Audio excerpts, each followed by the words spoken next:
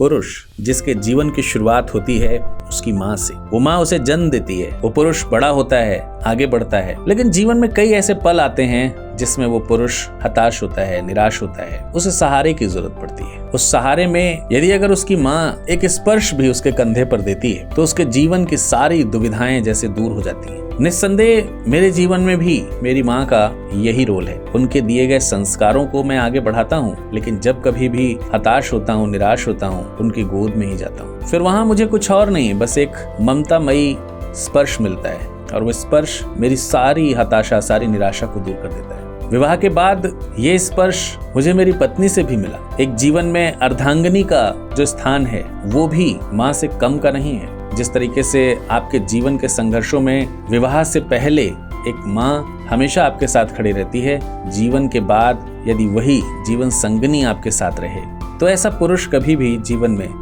हार नहीं सकता। मैं शायद उन्हीं भाग्यशाली पुरुषों में से हूँ जिनको अपनी माँ और साथ ही साथ अपनी पत्नी दोनों का प्रेममय स्पर्श प्राप्त है। और आज इस विश्व महिला दिवस के अवसर पर मैं उन दोनों के इस ममतामय स्पर्श, प्रेममय स्पर्श के लिए धन्यवाद करता हूँ और मेरा जो जीवन है उसमें इन दोनों का बेहद अहम योगदान है। धन्यवाद माँ, धन्यवाद श्रीमती जी।